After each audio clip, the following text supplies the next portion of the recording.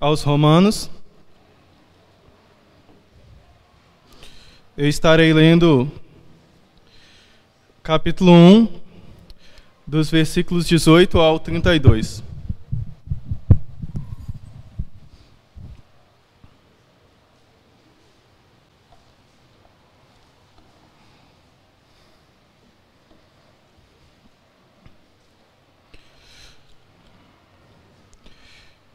É verdade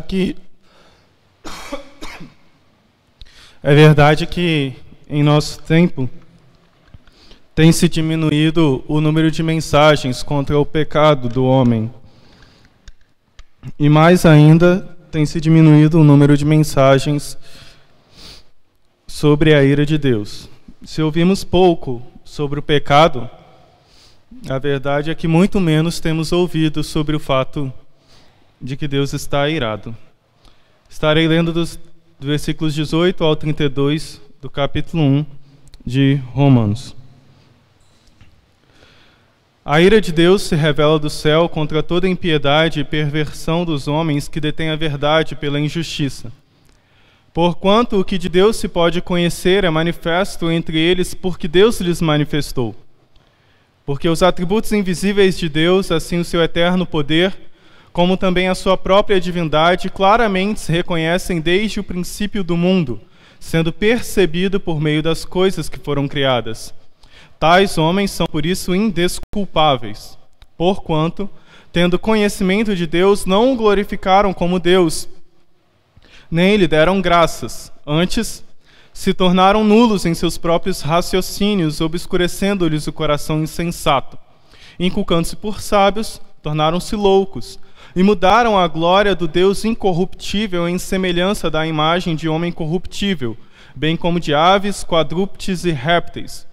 Por isso, Deus entregou tais homens à imundícia pelas concupiscências de seu próprio coração, para desonrarem o seu corpo entre si, pois eles mudaram a verdade de Deus em mentira, adorando e servindo a criatura em lugar do Criador, o qual é bendito eternamente. Amém. Por causa disso, os entregou Deus a paixões infames, porque até as mulheres mudaram o modo natural de suas relações íntimas por outro, contrário à natureza.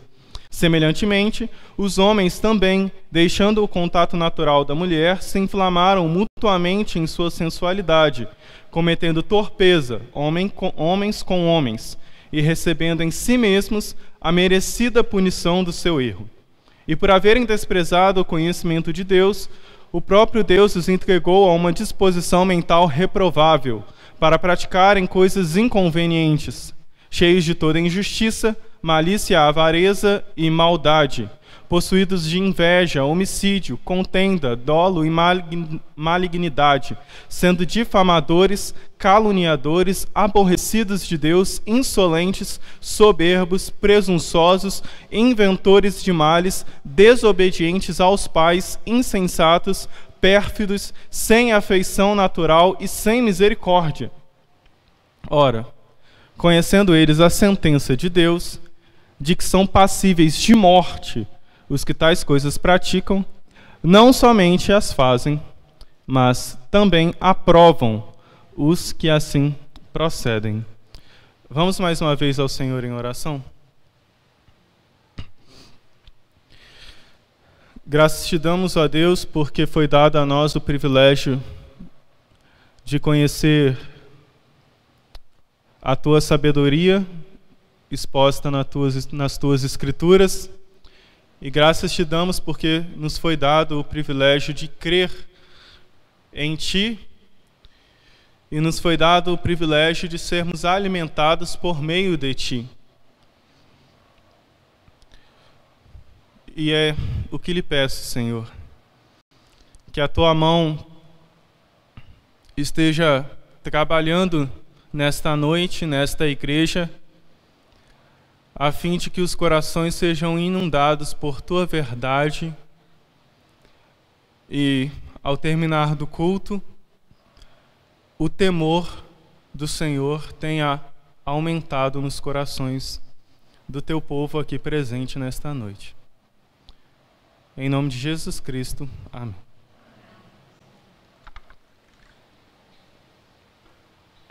Algumas semanas atrás, algumas coisas começaram a acontecer no país e nos trouxeram muito desgosto. Exposição da chamada arte moderna,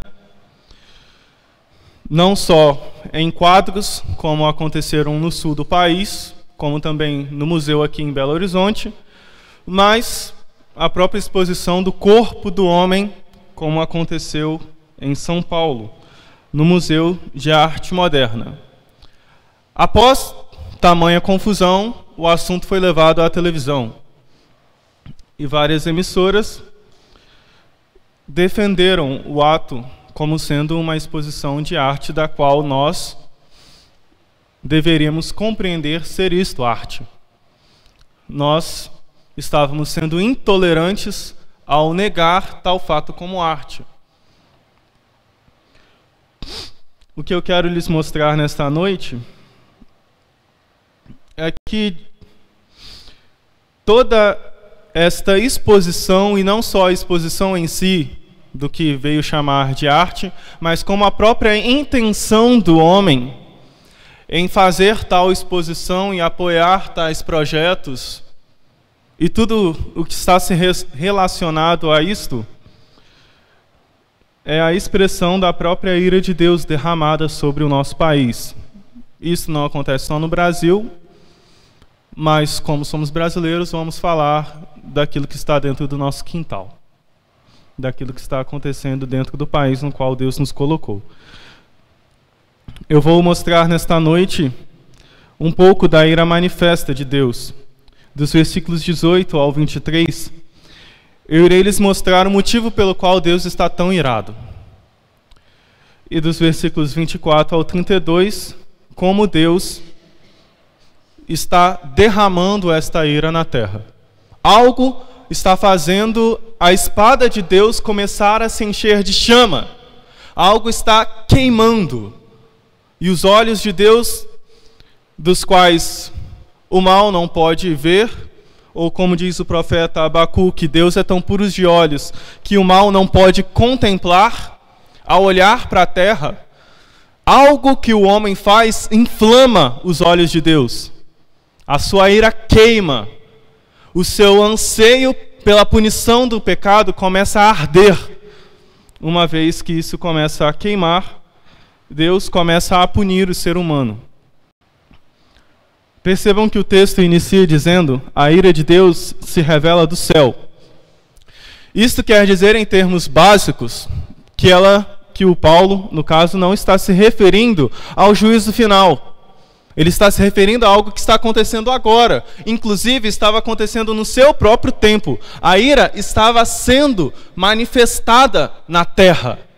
Vinda do céu é uma referência à morada de Deus. Quer dizer que vinha do próprio trono de Deus, de seu próprio lar, do seu próprio reino, do seu próprio castelo, do seu próprio cetro. A ira estava descendo de Deus. E existe um paralelo com o versículo anterior, que é importante ser notado. O versículo 17 do capítulo 1 diz: visto que a justiça de Deus se revela no Evangelho de fé em fé, como está escrito, o justo viverá pela fé. Esta justiça, no versículo 17, não é o ato de Deus aplicar justiça, mas é a justiça que é transferida ao pecador quando ele crê em Cristo. Eu vou lhes mostrar um pouco mais acerca disso daqui a pouquinho. Mas o ponto é que enquanto a justiça de Deus produz salvação através do Evangelho, a ira de Deus é revelada dos céus, ou ela cai do céu para a terra. O Evangelho também veio do céu. Olha que engraçado. Do céu veio a salvação e veio a punição do pecado. A salvação se encontra no Evangelho. Mas aqueles que não creem no Evangelho são passíveis de culpa. Então são merecedores da ira de Deus. O texto continua dizendo que a ira de Deus é contra toda impiedade e perversão dos homens que detêm a verdade pela injustiça. Perversão, no grego, indica injustiça. Ou seja, injustiça aparece 2 vezes no versículo 18. volta-se ao paralelo com o versículo 17. Enquanto o homem é em si uma pessoa injusta diante de Deus, por isso a ira vem contra ele, o homem só irá conseguir fugir da ira de Deus quando ele crer em Cristo. Porque é no Evangelho que está concentrado aquilo que irá nos salvar do próprio peso da mão de Deus. Isso se chama justiça que é transferida ao pecador. Imagine que você tem uma conta e a sua conta está terrivelmente no vermelho. Está infinitamente no vermelho. Você está em dívida com alguém. A sua conta está em vermelho com Deus. Então você está em dívida com Deus. Mas Deus, Ele não deixa o pecador sem punição. Porque Ele é justo, santo, e a sua ira é a sua aversão contra o pecado, seu repúdio contra o pecado. Você não tem como pagar, sua conta está no vermelho. O que você faz? Você precisa que alguém ponha dinheiro na sua conta, para essa conta ficar no verde, e você não entrar mais em dívida com Deus. É isto que significa a justiça de Deus no versículo 17. Quando você crê, Jesus Cristo deposita algo na sua conta, a sua própria justiça. Então sua conta deixa de ficar no vermelho, para que você seja salvo.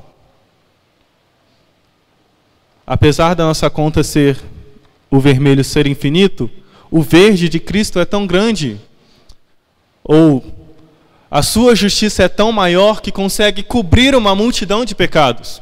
Estamos todos aqui, não é? E cremos que fomos salvos. Porque Cristo havia justiça o suficiente em si para cobrir todo o pecado de todos aqueles que creem nele. Mas os que não creem? Os que não creem são filhos da ira, são filhos da desobediência, estão debaixo da ira de Deus. E o texto vai dizer que esses homens, eles detêm a verdade pela injustiça. Isso significa que eles negam a verdade.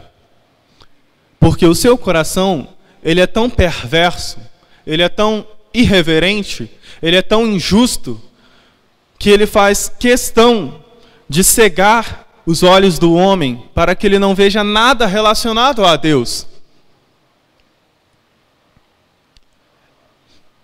E no caso o texto se relaciona à verdade, que está sendo escondida por meio da injustiça.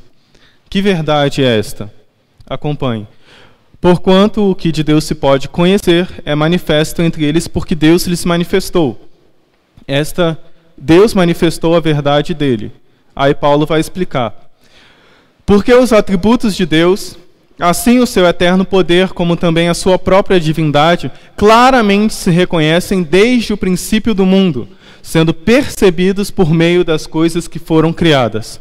Qual é a verdade que o homem começa a negar de Deus? A verdade que ele nega?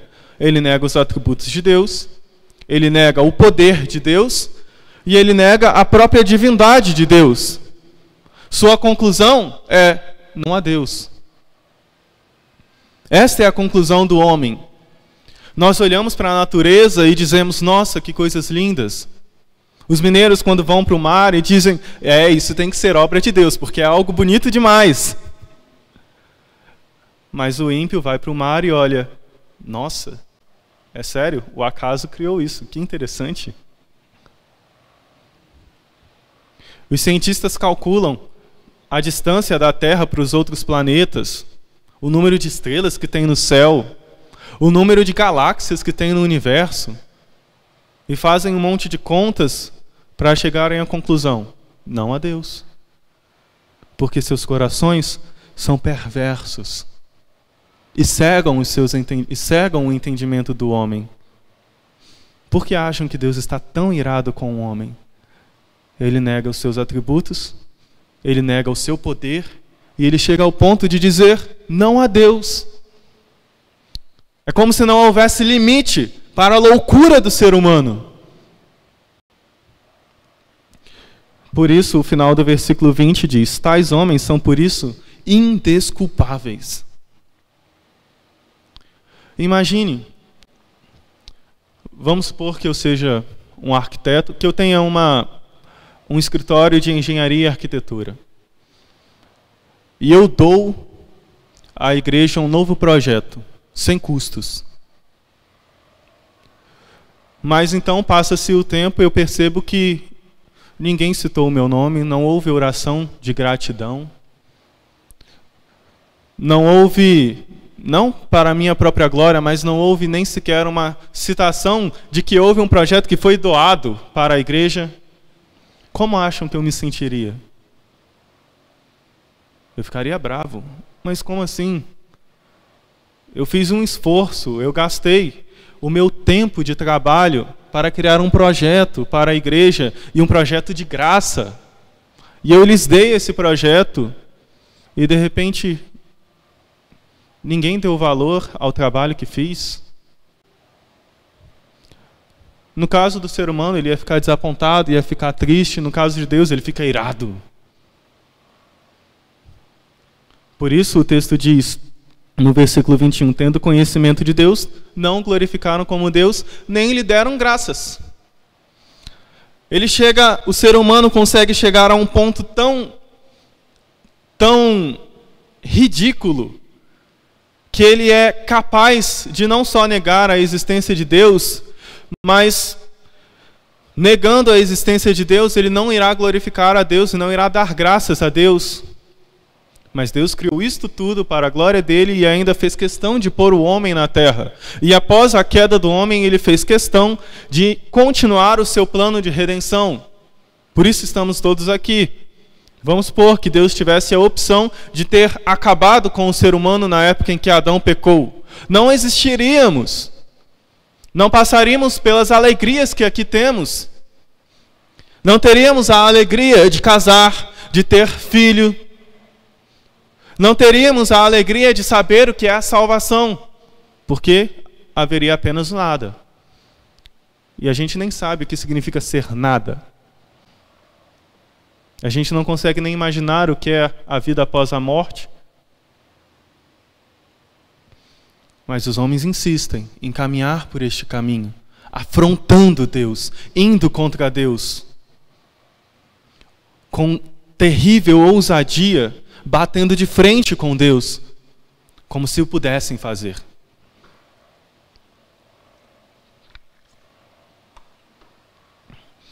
E então a sequência do texto diz: antes se tornaram nulos em seus próprios raciocínios, obscurecendo-lhes o coração insensato. O que Paulo quer dizer é que, ao negar a própria existência de Deus, o coração que é insensato se tornou obscuro porque a mente se tornou vazia. É isto que significa nulos em seus próprios raciocínios. No Antigo Testamento, Salomão chama isso de vaidade. Tudo é vaidade. Correr atrás do vento. É aflição de espírito. É o que o homem faz. Ele se acha o mais sábio de todos. Mas, na verdade, inculcando-se por sábio, ele se tornou louco, que é o que diz no versículo 22. Por que acha que é tão difícil uma pessoa crer na ressurreição de Jesus Cristo?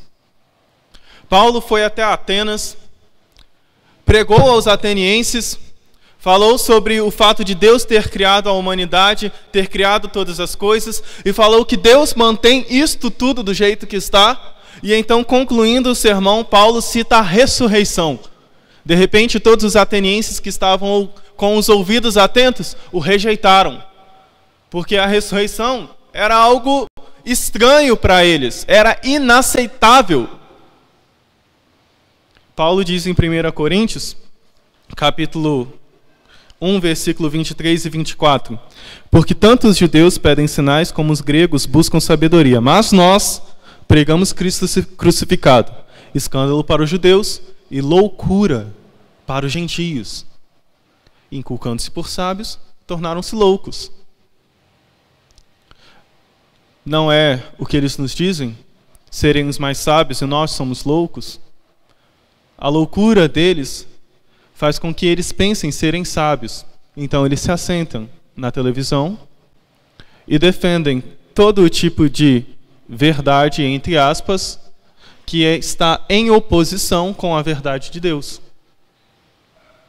Porque em seus raciocínios eles pensam serem sábios. Mas a verdade é que são loucos.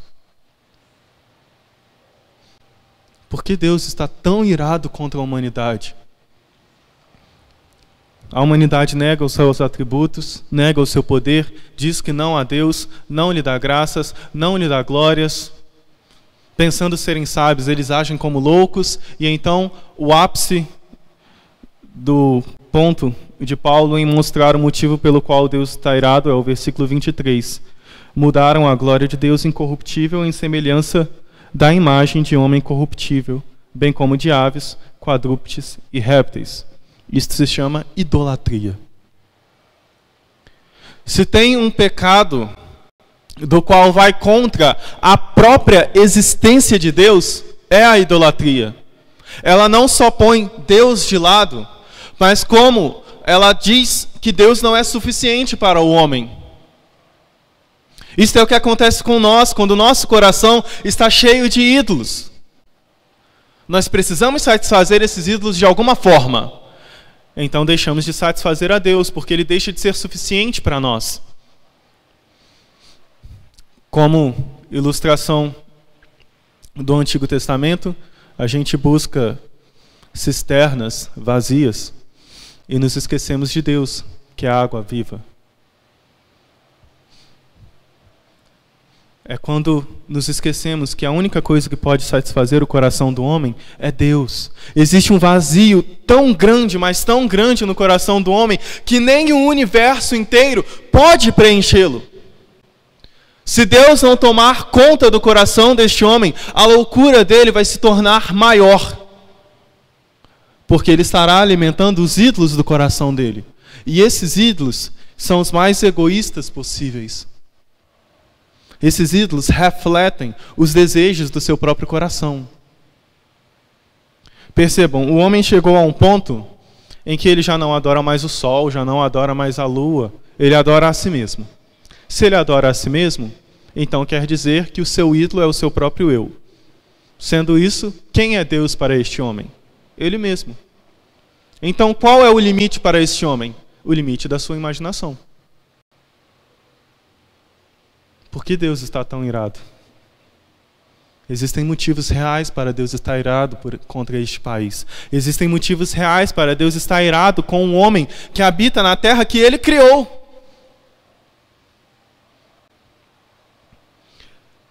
Ele diz, não terás outros deuses diante de mim. E o homem faz questão de ter quantos a imaginação dele quer. E nós, como crentes, nos esquecemos do quão isso é importante para nós e para o nosso desenvolvimento espiritual. E não é só uma questão de idolatria do coração.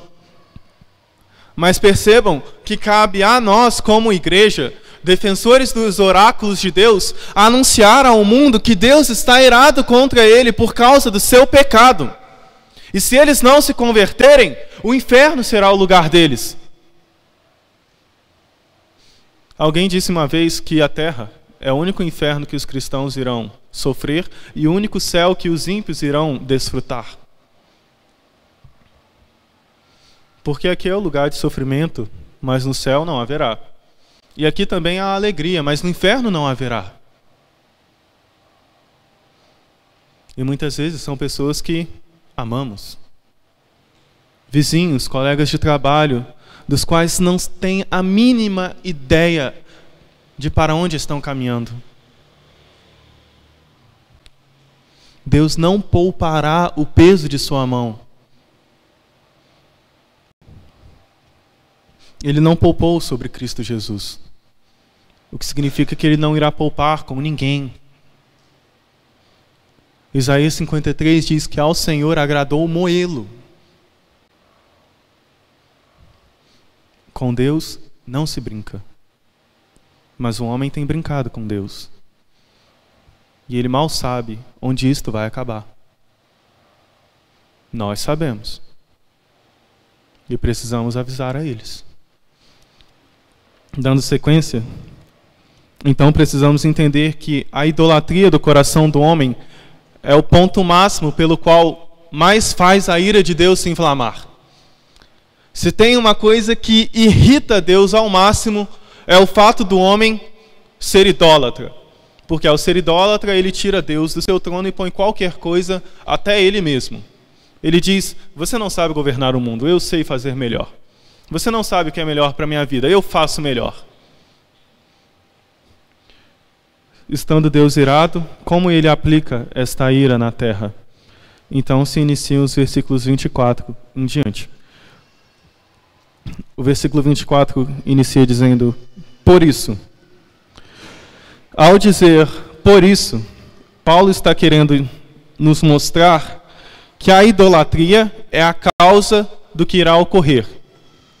Quer dizer que a idolatria é o motivo pelo qual Deus está entregando tais homens à imundícia. É o motivo pelo qual Deus está entregando tais homens a paixões infames, no versículo 23. E é o motivo pelo qual, no versículo 22, Deus os entregou a uma disposição mental reprovável. Significa que a idolatria no coração do homem, ou o pecado da idolatria, traz consequências desastrosas na moralidade da humanidade. As coisas terríveis que estamos vendo hoje, que o homem é capaz de fazer e de adorar e de chamar de arte moderna, evidencia para nós que existe um nível de idolatria em seu coração altíssimo. Porque é por causa da idolatria que Deus os entrega a esse estado.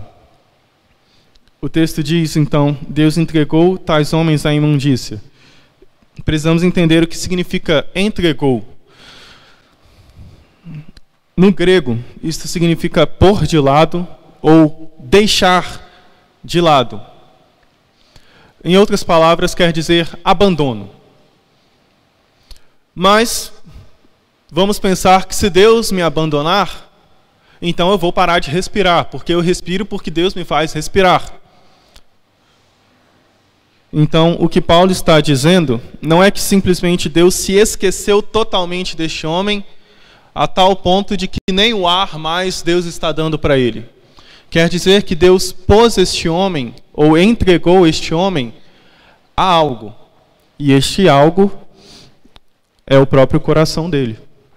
Porque ele entregou tais homens à imundícia pelas concupiscências do seu próprio coração. Ou seja, por meio dos desejos carnais que habitam ali. Quer dizer que antes existiam barreiras. E Deus instituiu algumas barreiras na humanidade para que ela não se acabasse em um dia só. O Estado é uma barreira, a disciplina, a punição, as leis e um monte de outras coisas são barreiras que Deus instituiu através do homem para que o pecado fosse de alguma forma reprimido. O que Paulo está dizendo é que o nível de idolatria do ser humano é tão alto que Deus começa a entregar esses homens a esses desejos que antes eram reprimidos no seu próprio coração. Imagine que existia um corredor enorme. Existiam algumas portas abertas e as outras estavam fechadas. E o homem, como um ser pecador, sempre tentava abrir qualquer porta que aparecia na sua frente. O que Deus fez? Deixou essas portas abertas. Então ele começou a descobrir o que há de mais terrível dentro dele. O que há de mais nojento dentro dele. O que faz os nossos olhos se espantarem. Ao descobrir isso, ele descobriu um desejo que precisa ser satisfeito. Imundícia significa desejos sexuais ilícitos. É o que mais tem sido aprovado ou defendido nos dias de hoje. E percebam que este problema ele se torna maior porque o versículo 24 continua falando outra coisa. Por isso Deus entregou tais homens à imundícia pelas concupiscências do seu próprio coração, para desonrarem o seu corpo em si. Isso quer dizer que esta punição de Deus sobre o homem hoje ela é em si o pecado e a própria punição. O homem comete o pecado se punindo, porque ao cometer o pecado ele está desonrando o seu corpo. Como funciona esta imagem? O corpo foi criado por Deus e para a glória de Deus. Esses pecados deturpam o objetivo pelo qual o corpo foi criado. Então ele está punindo a si mesmo, alimentando todos os seus desejos, procurando todos os seus prazeres. Ele quer satisfazer o prazer do seu coração. Ele quer passar a noite fumando, cheirando, porque isso é algo prazeroso. Quando, na verdade, ele está desonrando o seu próprio corpo. Este é o pecado e a punição em si. Ele está se autodestruindo. É Deus irado contra o homem. O versículo 24 reitera ou confirma a verdade de que o pecado cometido em âmbitos religiosos, que é a idolatria, traz consequências na esfera moral, na ética da humanidade. Porque, novamente, Paulo fala, pois eles mudaram a verdade de Deus em mentira, adorando e servindo a criatura em lugar do Criador, o qual é bendito eternamente. Amém. Vejam até que ponto o homem pode chegar, até que ponto a sua ousadia pode chegar.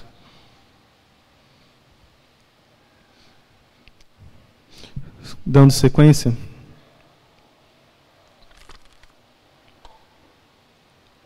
Deus derrama a sua ira, também os entregando a paixões infames.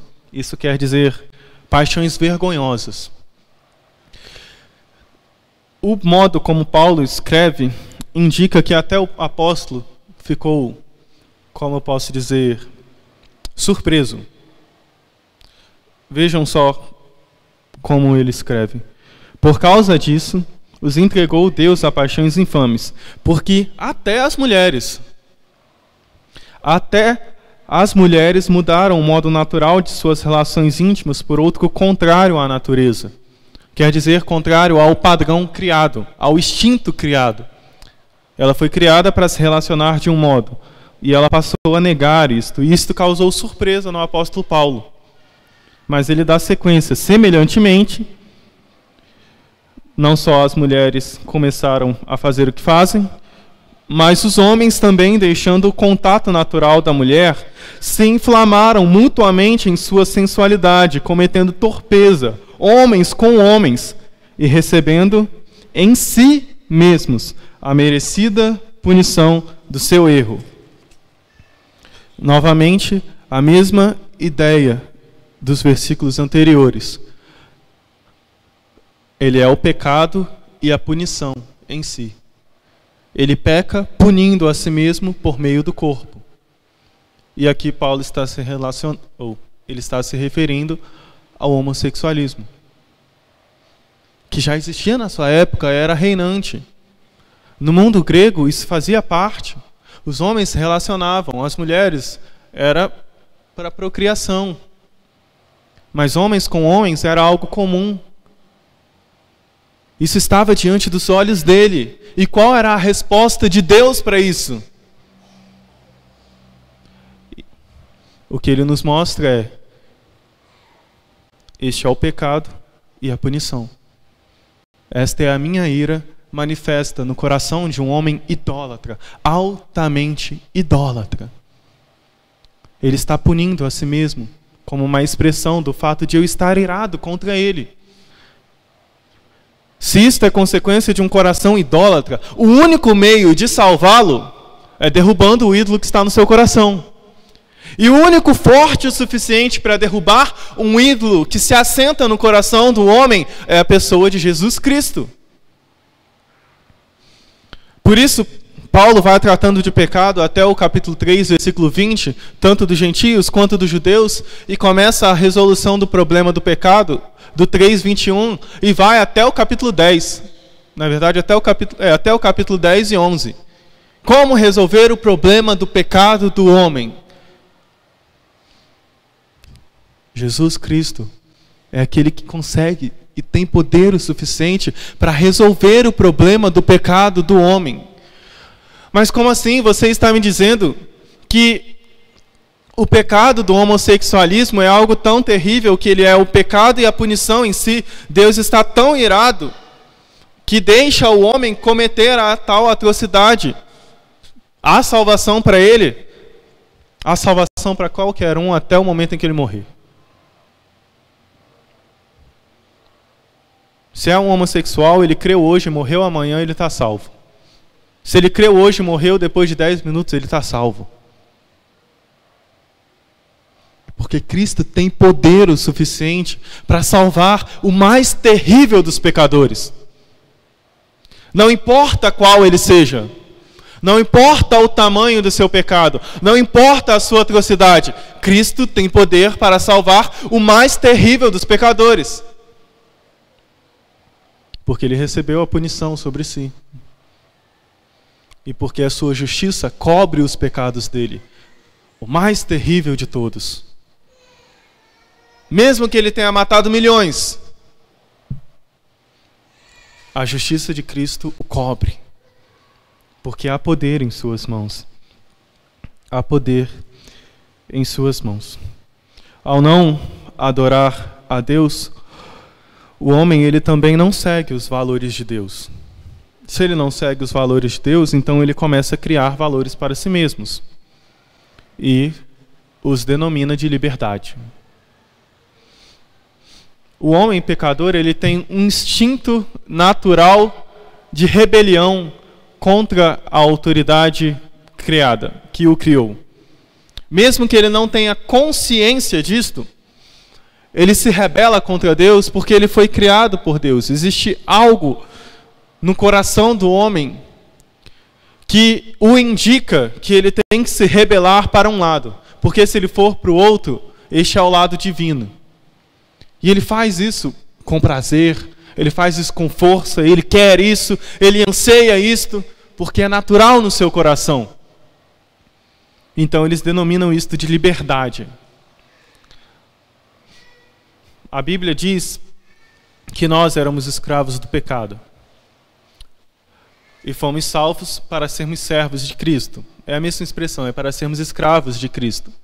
A liberdade do homem se encontra no verdadeiro Deus, que é Jesus Cristo.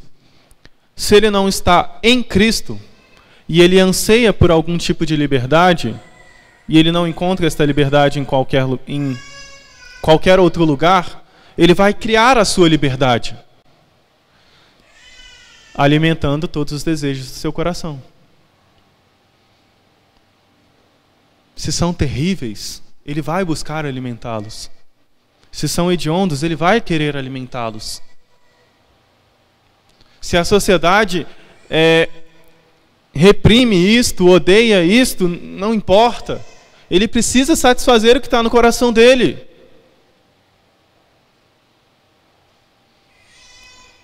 Este é o homem sem Cristo, debaixo da ira de Deus. Eu já citei isto, Paulo fala em outros lugares, filho da ira de Deus. Filho da desobediência. Deus está irado. Ele está irado contra este país, contra a humanidade. Porque ela caminha sempre em oposição a Ele. Sempre, sempre e sempre ela quer se rebelar contra tudo que se refere a Deus. Já viram quando estamos conversando numa rodinha de amigos e nem todos são crentes? Ou só tem você crente, você cita alguma coisa relacionada à Bíblia e alguém vira e fala, isso é coisa de crente. Isso é papo de crente. Isso é coisa sua, é da sua religião. Porque ele faz questão de sempre ir contra tudo que está relacionado a Deus. E por fim, o versículo 28 diz, e por haverem desprezado o conhecimento de Deus, o próprio Deus os entregou a uma disposição mental reprovável, para praticarem coisas inconvenientes.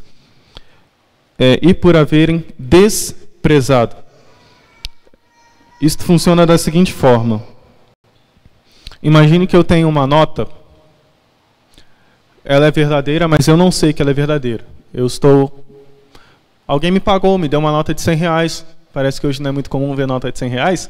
Então eu fui lá passar o dedo para saber se a nota é verdadeira.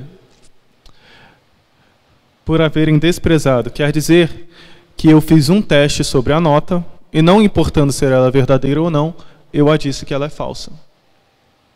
Quer dizer que os homens fizeram algum tipo de teste com Deus. Que tipo de teste é esse? Quando ele estuda a natureza, quando ele estuda matemática, física, biologia, ele faz doutorado em anatomia, ele vai estudar o cérebro humano, estuda a célula do homem, estuda seu coração, estuda o seu corpo, a sua pele, o seu cabelo. Tudo isto é o que de Deus se pode conhecer, seus atributos, seu poder, sua divindade, exposto na natureza. Mas ele faz o teste e despreza Deus. Apesar de estar ali, para ele isto é uma nota falsa. Então o que Deus fez? O entregou a uma disposição mental reprovável. É a mesma palavra no grego. O homem desprezou Deus, então Deus pôs ele em uma posição de desprezo. Você me reprovou, então agora eu não posso te aprovar. Porque você também está em uma posição reprovável. Você é pecador. Eu sou uma nota verdadeira. Mas o homem pecador, ele de fato é uma nota falsa. No teste de Deus, ninguém passa, a não ser Cristo. Então, fazendo isso, eles começam a praticar coisas inconvenientes, cheios de toda injustiça, malícia, avareza. E o texto vai citar um monte de coisas que os homens fazem como exemplo da ira de Deus sobre a terra, e eu quero citar uma: desobediência aos pais. Está aqui incluso desobediência aos pais como uma evidência de que a ira de Deus está sendo derramada sobre a humanidade. Dentro do contexto bíblico, respeito aos pais é um princípio de autoridade ao superior. Parte de dentro de casa que o filho irá respeitar o pai, mas ele não irá respeitar só o pai. Ele vai respeitar o seu professor, o seu supervisor, o seu chefe, o seu pastor, o seu presbítero, quem quer que seja que esteja um nível acima dele, ele irá respeitá-lo. Desta forma, isto significa que, se a desobediência ao pai é uma evidência da ira de Deus sobre a terra, quer dizer que podemos chegar à conclusão de que este desejo do homem de sempre ir contra a autoridade é uma evidência disto. Este sentimento de sempre querer revolucionar, sempre querer quebrar as coisas para conseguir alguma coisa, este instinto mimado. Eu quero. Não, mas você não pode. Isso não interessa, é o que eu quero. Ele não sabe respeitar a autoridade. Mas até aqui você não pode passar. Mas o meu desejo é passar, por que eu não posso fazer? Você não pode beber tal coisa, por que eu não posso? Faz parte do meu desejo. Quem é você para dizer isto? Percebam, isso começa dentro de casa e se extrapola para qualquer lugar. Às vezes as pessoas trocam muito de emprego, não é porque o emprego está ruim, é porque ele não sabe se submeter a um patrão. Por exemplo. Este é um exemplo. O versículo 32 diz: ora, conhecendo eles a sentença de Deus de que são passíveis de morte, os que tais coisas praticam, não somente a fazem, mas também aprovam os que assim procedem. Este é o ápice de uma disposição mental reprovável. Eles não só fazem tudo que desagrada a Deus, mas eles aprovam aqueles que fazem coisas que desagradam a Deus. É interessante como Paulo trata estas coisas, porque, percebam, um homem desaprovou Deus e Deus entregou uma disposição mental reprovável. Então o que o homem fez? Começou a aprovar tudo que Deus não aprova. Percebam o quanto o homem pode ser rebelde contra Deus. ele não só faz por si mesmo, ele faz questão de aprovar tudo aquilo que é contra Deus. Então, ei, você faz a mesma coisa que eu? Faço. Legal. Vamos juntar um grupo, junta aquele monte de gente, alguns deles aparecem no Congresso, no Senado, e começam a aprovar um monte de coisas das quais a Bíblia condena explicitamente. Porque eles fazem questão de aprovarem tudo aquilo que é contra a vontade de Deus. Quanto mais tiverem do seu lado, então melhor. Isso significa que existe maior possibilidade de sermos taxados de intolerantes. Porque nós defendemos o que Deus defende, mas eles fazem questão de aprovar, quer dizer, defender, apoiar tudo aquilo que desagrada a Deus. Meus irmãos, Deus está irado contra a humanidade. E Ele não vai simplesmente derramar a sua ira quando os céus se rasgarem e Cristo vir com suas hostes celestiais e o seu grande exército para julgar a terra. O texto está dizendo que isso está acontecendo agora. Que significa que a mensagem de salvação se torna mais urgente ainda. Porque quanto mais pecam, mais os seus olhos se cegam, mais a sua mente se torna nula, cheia de vaidade, mais o seu coração se torna obscurecido. Quanto mais pecam, mais cavam a sua própria sepultura. Quanto mais pecam, mais tijolos mandam para o inferno, para construírem suas casas lá. Quanto mais pecam, mais afronta a Deus, ou mais eles afrontam a Deus. Com Deus não se brinca. Nós que aqui estamos e fomos salvos, também precisamos de ter essa consciência de que Deus não se brinca. Quando falhamos em anunciar ao mundo que Deus é santo e que Ele está irado contra o pecado, mas que existe um meio para Ele ser salvo desta ira, também estamos, de alguma forma, brincando com Deus.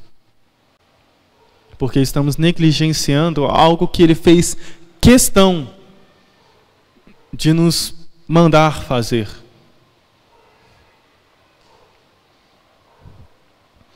Precisamos entender quem é Deus para melhor adorarmos a Ele e para melhor entendermos o mundo e para melhor anunciarmos verdades de Deus ao mundo. Só para concluir, eu vou dizer 4 frases para que fiquem nos seus corações. Eu já meio que disse, mas é só para pontuar e os irmãos pegarem, marcarem isto, deixarem guardados em seus corações. Primeiro, Deus deve ser reconhecido em todo o seu ser. Eu iniciei o sermão dizendo que o número de sermões sobre o pecado tem diminuído e muito menos ainda sobre a ira de Deus.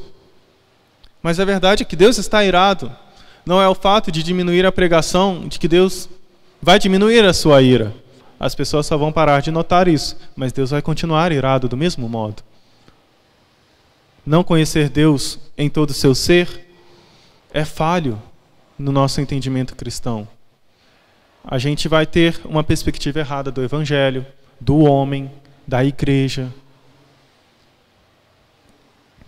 do mundo em todo. Segundo, o homem é o que a Bíblia diz que ele é. Ele sempre vai ser o que a Bíblia diz que ele é. Não é porque ele nasce na favela que ele é mais pecador do que aquele que nasce no Mangabeiras ou no Belvedere. Todos são terrivelmente pecadores. Todos. A sociedade é má porque existem homens maus nela. Homens idólatras. Homens cheios de pecado no seu coração. Por isso fazem o que fazem. Terceiro, não existe pecado tão grande que não possa ser perdoado. Não existe pecado tão grande que não possa ser perdoado. Nenhum. Há perdão para o mais terrível dos pecadores. O mais terrível de todos. Fernandinho Beiramar, por exemplo, é um dos nomes mais conhecidos ligados ao tráfico. Há perdão para ele? Sim, se ele crer, ele vai caminhar nas ruas do céu comigo e com você. Mas ele precisa crer. Se ele não crer, não há perdão. Mas se ele crer, há salvação. Há salvação para o mais terrível dos pecadores. E, por fim, se a ira de Deus está em parte ardendo e julgando na terra, a gente não pode esquecer que a graça está lavando e salvando. Novamente, versículos 17 e 18. Se a justiça de Deus se revela no Evangelho para produzir salvação, a ira está se revelando do céu para trazer condenação. Mas as duas coisas estão acontecendo. Há salvação para o mais terrível dos pecadores, como há condenação para o menor dos pecadores. Todos são pecadores, não importam quais sejam. Mas para serem salvos, eles precisam ouvir. Eles precisam ouvir. Eles precisam ter contato com a pessoa de Jesus Cristo. Cristo, assim, se torna o meio que Deus utiliza para desviar e cancelar sua ira sobre o homem. Precisamos crer nestas verdades. E precisamos crer no Deus que a Bíblia, no Deus que a Bíblia diz que Ele é. Deus está irado contra a humanidade e Ele está derramando a sua ira contra a humanidade, mas a salvação, a solução para o problema, o terrível problema do homem. E ela se encontra em Jesus Cristo. Vamos ao Senhor em oração e assim estaremos concluindo o culto desta noite. Pai querido,